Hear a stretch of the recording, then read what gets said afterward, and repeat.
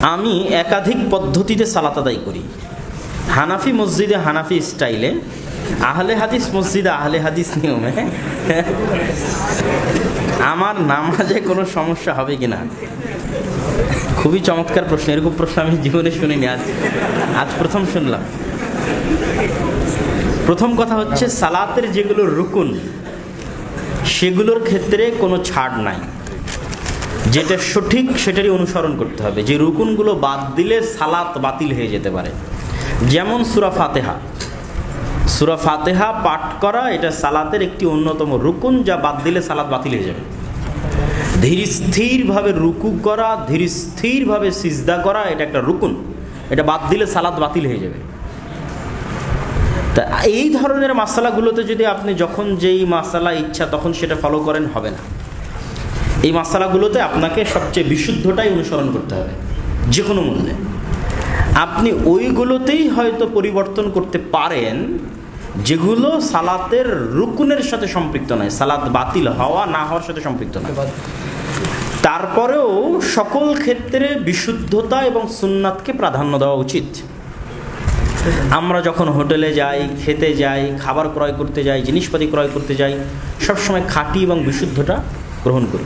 বিশ্ববিদ্যালয় বাছাই করতে যাই, কলেজ বাছাই করতে যাই, ভালোটা গ্রহণ করি। ইচ্ছা করে কেউ খারাপটা গ্রহণ করে না। সুতরাং আপনার মধ্যে যতক্ষণ বুদ্ধি আছে, জ্ঞান আছে, যাচাই করার ক্ষমতা আছে, চেষ্টা করবেন সকল ক্ষেত্রে সুন্নাতকে প্রাধান্য দেওয়ার। মানুষের ভয়ে, মানুষের সন্তুষ্টির জন্য মানুষের সাথে তাল মেলানোর দরকার নাই। ঠিক আছে? আপনি এতটুকু করতে পারেন যে আরেকজন যে আপনার বিপরীত করতেছে তার সাথে আপনি খারাপ আচরণ করবেন না, তাকে বাধা দিবেন না, সর্বোচ্চ দাওয়াত দিবেন। কম্প্রোমাইজ করা মানে এটা নয় যে আপনি আপনার জায়গা থেকে সুন্নাতকে ছেড়ে দিবেন।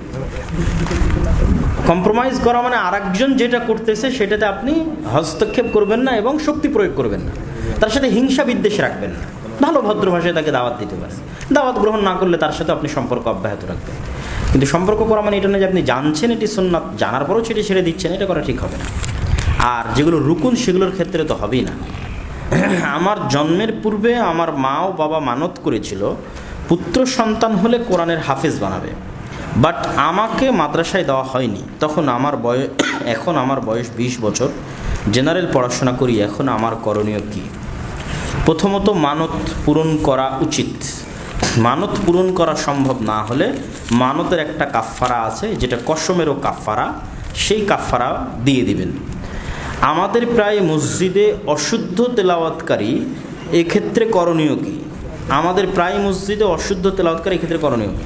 প্রথমত আমি বলেছি, ইমাম নির্ধারণের ক্ষেত্রে অবশ্যই যার তেলাওয়াত বিশুদ্ধ তাকে নির্ধারণ করা উচিত।